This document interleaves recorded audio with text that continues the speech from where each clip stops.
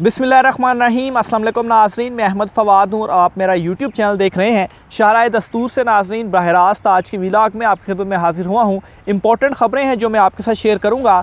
सबसे पहले तो इमरान खान साहब का लॉन्ग मार्च अब नहीं रोका जा सकता। इमरान खान साहब का लॉन्ग मार्च चौथे रोज़ में दाखिल हो चुका है। कुछ डिटेल्स एक्सक्लूसिवली लॉन्ग मार्च के हवाले से मैं आपके साथ शेयर करूंगा। इस्लामाबाद हाई कोर्ट से एक बड़ा हुक्म जो है वो सामने आया है। इमरान खान साहब की एक बड़ा फतह हुई है और इलेक्शन कमीशन की जानिब से जो एक फ़ैसला दिया गया था इमरान खान साहब की नाअहली के से हवाले से, जो कि इस्लामाबाद हाई कोर्ट में ही चैलेंज किया गया था पाकिस्तान तहरीक इंसाफ की जानिब से, इस फ़ैसले को उड़ा कर रख दिया गया है।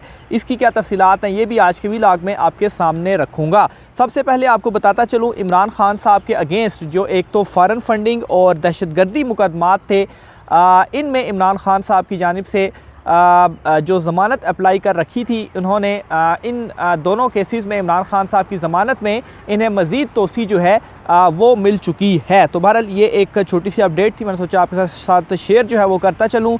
दूसरे नंबर पर नाज़रीन, इमरान खान साहब की जानिब से जो इलेक्शन लड़ा गया NA 45 कुरम में, इस इलेक्शन का भी बाकायदा तौर पर जो अनाउंसमेंट है वो सामने आ चुकी है। 8000 की लीड से इमरान खान साहब ने ये इलेक्शन जीता है।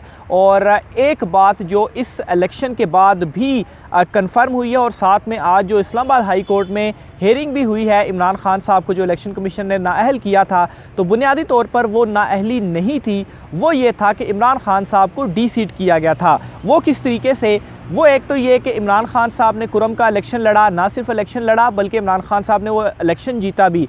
तो अगर नवाज़ शरीफ वाली नाअहली इमरान खान साहब की होती तो वो कभी भी इलेक्शन वहाँ पे ना लड़ सकते और इलेक्शन कमीशन की जानिब से उन्हें रोका भी नहीं गया। तो एक चीज़ तो ये जो है वो कन्फर्म हो गई। फिर इसके अलावा नाज़रीन, आज इस्लामाबाद हाई कोर्ट में ये जो हेयरिंग भी हुई है, इस हेयरिंग में भी कुछ जो दलाइल हैं, 3-4 पॉइंट्स इंपॉर्टेंट जो नुक्ते हैं वो मैं आपके सामने रखूँगा, जिसके बाद ये कहना गलत नहीं होगा कि इलेक्शन कमीशन की जानिब से ये जो फ़ैसला दिया गया है उसका जो दायरा इख्तियार है वो ही इस फ़ैसले का नहीं बनता। बैरिस्टर अली ज़फ़र साहब जो थे, उन्होंने पाकिस्तान तहरीक इंसाफ की आज नुमाइंदगी की इस्लामाबाद हाई कोर्ट में और ये जो कुछ इंपॉर्टेंट दलाइल थे वो दिए।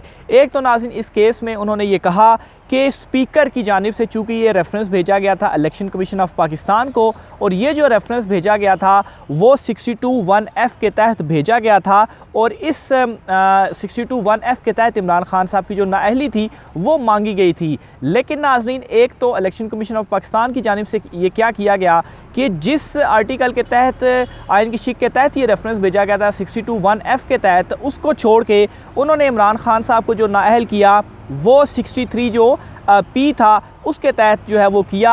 हालांकि इलेक्शन कमीशन को ये देखना चाहिए था कि उसके तहत अगर नहीं बन रहा तो इस रेफरेंस को मुस्तरद कर दे, लेकिन उन्होंने 63 जो P है वो आर्टिकल लगा के तो इमरान खान साहब को नाअहल जो है वो कर दिया। तो एक तो यहाँ पर इलेक्शन कमीशन की गलती है। ये बैरिस्टर अली ज़फ़र की जानिब से आज जो इम्पोर्टेंट नुक्ता था वो अदालत में उठाया। फिर चूँकि इलेक्शन कमीशन जो है वो कोर्ट ऑफ लॉ है, कोर्ट ऑफ लॉ नहीं है, तो फिर जो है वो उसके बावजूद इलेक्शन कमीशन की जानिब से ये फ़ैसला जो है वो दिया गया। हालांकि इसमें अगर 137 जो आर्टिकल की जानिब जो इशारा किया जाता रहा है तो उसके तहत इलेक्शन कमीशन ये कर सकता था, चूँकि वो कोर्ट ऑफ लॉ नहीं है, तो इस केस में बाकायदा तौर पर ट्रायल जो है वो चलना चाहिए था, और इसमें जो सज़ा अगर इमरान खान साहब को होती भी तो वो 3 साल की सज़ा और 1 लाख रुपए जुर्माना है। तो इसके तहत भी जो करप्ट प्रैक्टिस वाला ये जो मामला था, इमरान खान साहब के ऊपर जो इल्ज़ाम लगाया गया था, इसमें जो है वो ट्रायल इस चलने के बाद ये सज़ा अगर साबित होता है इमरान खान साहब के ऊपर बनती थी, लेकिन इसका ट्रायल ही नहीं हुआ और ना ही इलेक्शन कमीशन ट्रायल कोर्ट है, कोर्ट ऑफ लॉ नहीं है। तो ये वो दूसरा नुक्ता था जिसकी बेस पर ये कहा गया कि इलेक्शन कमीशन को भी ये इख्तियार नहीं था कि वो ये फ़ैसला इमरान खान साहब के अगेंस्ट देता। फिर इसके अलावा नाज़रीन, एक और जो इम्पॉर्टेंट पॉइंट उन्होंने रखा था वो ये था कि जिस तरीके से ये जो इमरान खान साहब के अगेंस्ट फ़ैसला देकर जो हवाले दिए गए, अगर उनको जिन आर्टिकल्स का हवाला दिया गया तो उनको अगर बगौर जो है वो उनको देखा जाए तो 120 दिन के अंदर इमरान खान साहब के अगेंस्ट कार्रवाई हो सकती थी।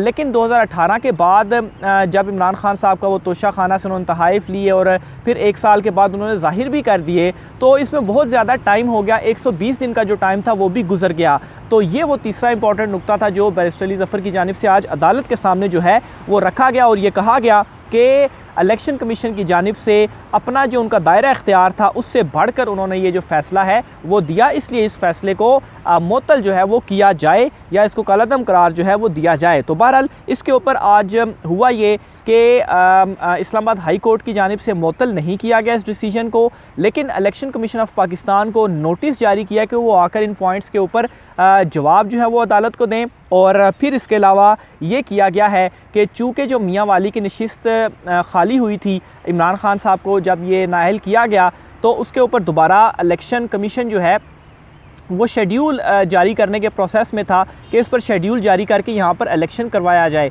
तो इस चीज़ को इस्लामाबाद हाई कोर्ट की जानिब से रोक दिया गया कि वहाँ पर शेड्यूल जारी नहीं होगा। इसका मतलब है कि जब तक ये जो केस है वो इस्लामाबाद हाई कोर्ट में चल रहा है, इसका कोई फ़ैसला नहीं आ जाता, तो तब तक इस मियाँ वाली की इसके ऊपर जो इलेक्शन है वो नहीं हो सकता। तो नाज़रीन, एक किस्म का बैरिस्टर अली ज़फ़र की जानिब से आज उड़ा कर रख दिया गया है इलेक्शन कमीशन को, और ये जो 3 नुक्ते उनकी जानिब से उठाए गए हैं बहुत ही इंपॉर्टेंट हैं और मेरा नहीं ख्याल कि और बहुत वैलिड जो पॉइंट्स हैं ये भी हैं। और ख़ास तौर पर ये जो स्पीकर रेफरेंस 62(1)(f) के तहत भेजा गया तो 63(p) के तहत फ़ैसला सुना दिया गया, तो इसके ऊपर जो है वो इलेक्शन कमीशन को जवाब अब देना होगा कि आखिर ये जो पॉइंट्स अली ज़फ़र साहब ने उठाए हैं और जो आपने ये फ़ैसला दिया है उसमें आपकी जो क्या मंतक है वो है। तो बहरहाल इमरान खान साहब को एक इंपॉर्टेंट जो रिलीफ़ है वो इस हवाले से भी मिल गया है कि अब इस सीट के ऊपर खैर इलेक्शन नहीं होगा, और अगर हो भी जाए तो इमरान खान साहब वैसे ही जीतने हैं। तमाम ज़िमनी इलेक्शंस देख लें, कल का इलेक्शन देख लें, मैंने डिटेल में एक वीलॉग उसके ऊपर बना चुका हूँ।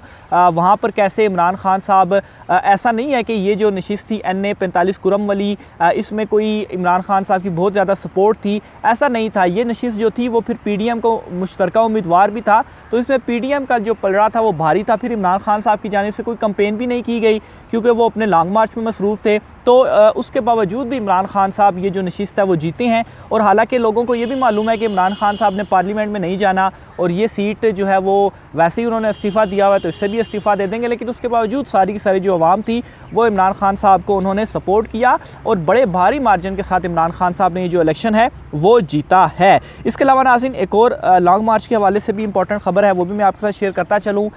इमरान खान साहब की जानिब से जो इनका लॉन्ग मार्च है वो जारी है। आज चौथे दिन में इमरान खान साहब का जो लॉन्ग मार्च है वो दाखिल हो चुका है, और हुकूमती ऐवान जो हैं इस वक्त शारा दस्तूर से ख़बर ये है कि वो इमरान खान साहब के इस लॉन्ग मार्च से खासे घबराए हुए हैं। इत्तेहादी और मौजूदा इम्पोर्टेड हुकूमत जो है ये दोनों आपस में लड़ चुके हैं। ये अब डिसीजन ये ले नहीं पा रहे। आधे कह रहे हैं कि ठीक है इलेक्शन करा दें, कुछ कह रहे हैं कि अभी इलेक्शन ना करवाएं, इमरान खान साहब का मुतालबा ना माने।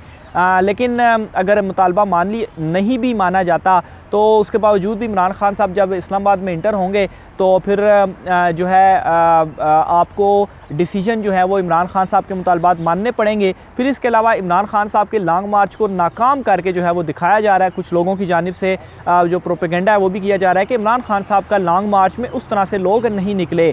तो उन लोगों से कुछ सवालात हैं कि अगर इमरान खान साहब के लॉन्ग मार्च में लोग नहीं निकले तो ये जो इस्लामाबाद कंटेनरों से भरा पड़ा है, ये आपने कंटेनर क्यों लगाए हैं? कंटेनर हटा दें। जिस तरह से इमरान खान साहब ने अलाउ किया था मौलाना और बिलावल को, वो आए थे, उनके साथ तो वाकई लोग नहीं थे, वो डी चौक तक भी तकरीबन आ गए थे, लेकिन उसके बाद क्या हुआ, उनके पास तो 1000 के करीब भी लोग नहीं थे और उनको मजबूरन जो है वो जाना पड़ा। तो ये घबराहट शो करती है। इवन कि आज जब मैं आ भी रहा था यहाँ पर सुप्रीम कोर्ट में, तो एक लंबा रूट लेकर जो है वो मुझे आना पड़ा क्योंकि सारे रास्ते बंद किए गए हैं कंटेनर्स पे और एक ही रास्ता खोला गया है। हालांकि इमरान खान साहब अभी इस्लामाबाद पहुंचे ही नहीं है, वो तो लाहौर में ही है। और ये जो इमरान खान साहब का लॉन्ग मार्च है, ये इसमें इजाफा जो है वो लोगों का होता ही जा रहा है। तो घबराहट जो है वो वाज़े तौर पर हुकूमती ऐवानों में मौजूद हैं, कन्फ्यूज़ हैं इस वक्त ये कि आखिर ये क्या डिसीजन लें। दूसरी साइड पर नाज़रीन, सुप्रीम कोर्ट ऑफ पाकिस्तान में इमरान खान साहब के हवाले से जो नाअहली वाला मामला था, तौहीन अदालत वाला मामला, उसकी भी समाअत कुछ देर बाद स्टार्ट हो जाएगी। उस वाले से भी डिटेल्स मैं आपके साथ शेयर करूंगा। और ये इंपॉर्टेंट इसलिए भी है कि ये जो तौहीन अदालत है, ये 25 मार्च को जो इमरान खान साहब ने लॉन्ग मार्च किया था उस हवाले से था। और इसको हुकूमत जोड़ रही है। इसके साथ उस वक्त ये दरख्वास्त आई थी, और चूँकि अभी दोबारा इमरान खान साहब लॉन्ग मार्च लेकर आ रहे हैं, तो उस तनाजुर में भी ये इंपॉर्टेंट होगा कि सुप्रीम कोर्ट का फ़ैसला जो है वो क्या आता है, कि अगर सुप्रीम कोर्ट किसी एक जगह पर रिस्ट्रिक्ट करती है कि इस जगह पर आप लॉन्ग मार्च लेकर आएँ। इमरान खान साहब वैसे पहले ही कह चुके हैं कि वो डी चौक में नहीं आएंगे। बहरहाल इस केस के हवाले से भी जो डिटेल्स होंगी आपके साथ मैं शेयर करूँगा। आज की व्लॉग से इतना ही। राय का सार कमेंट बॉक्स में कीजिएगा। मुझे इजाज़त दीजिए। अल्लाह हाफ़िज़।